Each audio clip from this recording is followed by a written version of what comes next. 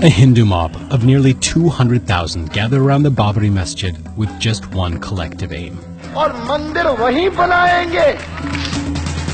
Led by Hindu nationalist leaders, the mob broke police barricades, climbed the dome of the mosque, and tore it down.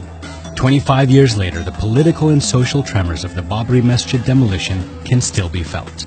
So, what is the dispute all about? Named after India's first Mughal emperor Babur, the Babri Masjid is located in Ayodhya, Uttar Pradesh.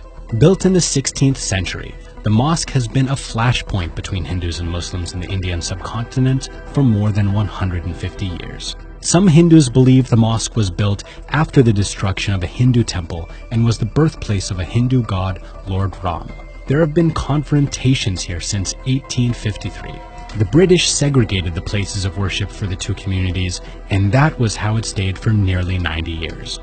Then, in 1949, some people placed the idol of Ram inside the mosque, reigniting the beginning of the dispute in independent India. This led to the government declaring it a disputed area and locking down the premises.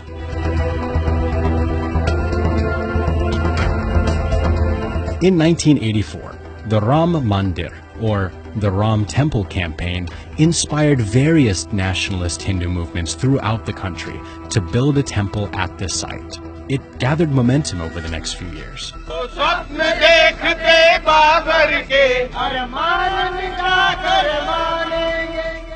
In December 1992, a mob led by Hindu nationalists stormed the mosque and destroyed it. The destruction sparked national and international protests by the Muslim community. But in India, things took a turn for the worse. Towns and cities were swept by rioting between the two communities, and more than 2,000 people were killed, mainly Muslims. The Indian government struggled to come to grips with the crisis and accused the right wing of pre-planning the demolition. I am quite sure it was pre-planned. Throughout the dispute, multiple civil suits had been filed, including one on behalf of Lord Ram, claiming ownership of the land. In 1996, the state high court put all of them into one suit. 6 years later, a special bench consisting of 3 judges began hearings. In September 2010, the Allahabad High Court pronounced a complex verdict, running more than 8,000 pages. It said that Hindus and Muslims were joint title holders, and the disputed site should be divided into 3 parts, 2 for the Hindus and 1 for the Muslims. That was not acceptable to any of the parties, and within months, the stakeholders took the case to the Supreme Court, challenging the verdict. On March 21, 2017, the Supreme Court said the matter was sensitive and should be settled out of court, encouraging all claimants to find an amicable solution.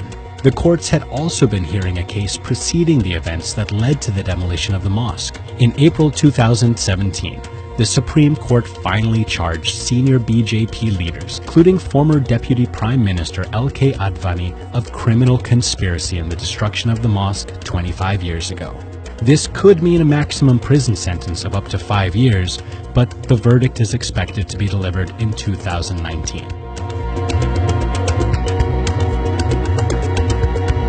The Ram Temple movement has been at the heart of the Hindu nationalist movement in India.